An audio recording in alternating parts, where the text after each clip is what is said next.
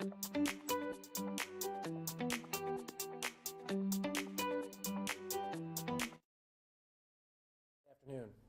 I want to thank everyone for their prayers, their calls, their concerns. This morning, of course, Commissioner Mitchell, or as I tend to know her as Mayor Mitchell, who has had a long history with the city and with giving back, she and her family had a tragedy this morning. That family, you need to hold them in your hearts, in your prayers. There's a long road of recovery. We are getting news that Commissioner Mitchell is recovering, and we're pleased on that, but we are also saddened, deeply saddened, at the loss of her husband, Fred Mitchell. If anybody has ever been at a public event where Bobbie Mitchell has prayed over you, you know that she does an amazing job. Well, now it's a time for the community to give back. So anytime that you have over the next couple of days or weeks to uplift Bobbie and the family, please do so. Please keep them in your thoughts and prayers, but also please give the family some time and some space. They need that to process this, and we thank you for it. The community of Lewisville is hurting, but we know we will be stronger and we will come together to be strong for the family. Thank you.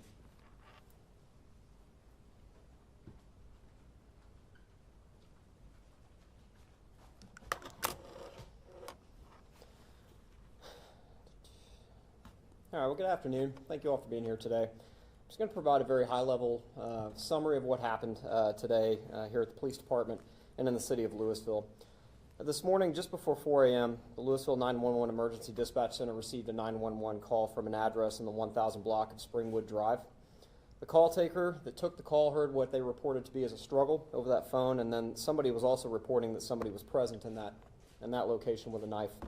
Officers were dispatched to the location and were actually able to get on scene relatively quickly. The first officer that arrived located a suspect vehicle outside the residence and could hear screaming coming from inside the residence. That officer went into the residence and was actually able to encounter the suspect and both of our victims in this particular case. The victims were both stabbed. It appeared to be wounded. The officer had to detain and arrest the suspect first before being able to provide medical aid to the two victims that were inside the house. The suspect was handcuffed and taken out and given to other officers before we could summon medical aid into the residence to deal with both of the victims. The victims were identified as Fred Mitchell, who succumbed to his wounds this morning just before 5 a.m., and then Commissioner Bobbie Mitchell, who is still in a local hospital being treated for her wounds as well. They were both cared for by Lewisville fire personnel relatively quickly and transported to area hospitals at that time. There was no struggle from our suspect, who was identified as Mitchell Reinachaer, a 23-year-old male who is the grandson of both the victims in this particular case. Our detectives responded to the scene and processed the scene this morning, also conducting a search warrant looking for evidence and things that contributed to this particular case. That wrapped up shortly before noon, and they're still in the process of going through the evidence and determining what next steps need to happen as well. And so I'll pause there and see if there's any questions that I can attempt to answer. Obviously, I know that Matt mentioned we are still actively investigating the case. There are a lot of things I may not be able to share with you, but we do expect the arrest affidavit to go out shortly, if not already, which should have some more details in it that would be of use to you. Should officers recover the weapon that was used in this attack? Yes, sir. So the question was, did the officers recover the weapon used in the attack? We believe so. We believe it to be a serrated kitchen knife that was located near the assault location. Chief, I know your detectives are still kind of in this investigation. Do you have even a rough idea of what may have precipitated it? At this point, I can't really speculate what it was that precipitated this event. We're still pretty early in the investigation, unfortunately. Was this her home and did he live there? So it is her home and that she shared with her husband, and I believe he lived there. I believe the suspect lived at that residence as well. Did the initial call come from inside the home itself or a neighbor? We believe the initial call came from inside the home. What I can't tell you is who made the call. Chief, you mentioned you got the call a little bit before 4 a.m. And then first officer arrived on scene, you said relatively quickly. Do you know exactly when the call was placed and what time your first officer arrived? I don't have that exact data in front of me. I think the initial call went in at 3:53 a.m. I don't know what time they arrived on scene, but it was moments later. Early in the morning, Sunday to Monday, there wasn't a high call volume, so I think officers were able to get there relatively quickly. Chief, has the commissioner been able, even given the both mental and physical trauma that she's had to endure, be able to cooperate with investigators to give them some information, since the suspect is family No, I wouldn't know at this point. I don't believe we have that kind of information for her. When an officer responds to a scene that's chaotic like this, it would be commonplace to determine who the suspect is and preliminarily what had happened. Given her medical status, it was more important to transport her to, or give her over to the medics to let them try to treat her. Our detectives will, of course, follow up in the eventual future to determine what may have led to the event. Can you describe the interaction your officers had with her grandson while taking him into custody, please? It's my understanding that he was immediately cooperative with officers and surrendered without any incident and was taken into custody. Is he known to police? I don't know that. I don't know how to answer known to police. What else could you ask me there? History between the suspect and Lewisville police. I know that we have a report or two on him. I don't know beyond that what the nature of those reports are. Do you know, were there any other parties at the home besides the victims and the suspect? No, there's just the 3 occupants inside the home. I guess can you just speak to like the level of shock that this would be a family event like this, devastating. Yeah, it's difficult to stand up here as a police chief and try to talk you through an event like this because it's a mechanical response to a call. What I will tell you on the other side is what the mayor said. Commissioner Mitchell has a long-standing history with this city as a former mayor and then as our commissioner. And if anybody's ever known her, the value that she brings to our city from a leadership perspective as well as one of our elected officials. She has just as big a family, and I think the lines are really blurred between family and friends in this community, and you've seen that all day from people. So I think the shock and awe is well beyond the immediate family and into the family of this city, this county, and in some cases the state from what I'm seeing on our social media posts. So it's pretty clear to me that she's got quite a support structure that has come out for this type of thing. Chief, did you know Fred Mitchell at all? I personally did not know, sir.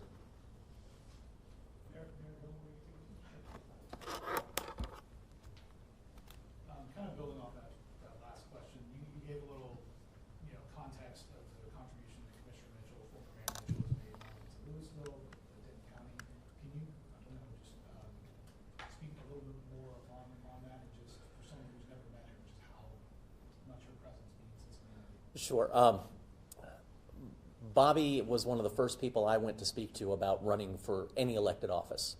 Her husband Fred, when he showed up at events, he was very particular, much like my wife.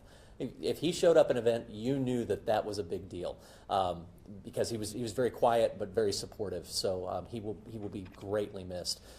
Bobbie is, she serves on the Council of Governments. She serves in the county. She serves at the state level. She serves. Let's just put it that way. And so, this is absolutely one of those things where everybody knows Bobbie Mitchell, everybody respects Bobbie Mitchell, and to have this happen, it's very difficult for all of us. And we all want to know, but we also need to make sure that we understand that this is very, very difficult. Beyond just being a servant and all that, she's a wonderful person. She's a beautiful person, an absolutely beautiful person. Now, she's also very opinionated. She's also very funny. She's just a wonderful human being and has always been approachable, and I think that's what makes her such a great public servant. I think in today's world we see way too many public servants getting out there and not serving the public but serving themselves. Bobbie is the absolute opposite of that, and we are devastated. And we hope that she and the family can move through this, and that we can continue to have her service for many years to come. Can you just highlight what you can tell us about Fred personally? Fred mowed his own lawn. He was quiet. He was always letting Bobbie take the spotlight. Of course, I don't know if that was a let, but he was always supportive of her and of the community. I wish I could tell you more about Fred. He and I did not interact all that often, but whenever it was always that he'd married up. Outkicked his coverage, depending on which one you want to talk about.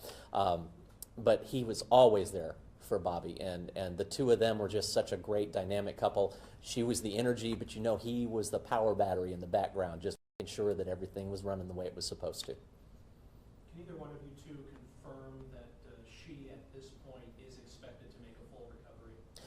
I can confirm that. I heard that this morning from the doctors. Any other questions? Thank you, Mayor. I do have Thank an you. update on the response time if you want that. Want me to provide that for y'all?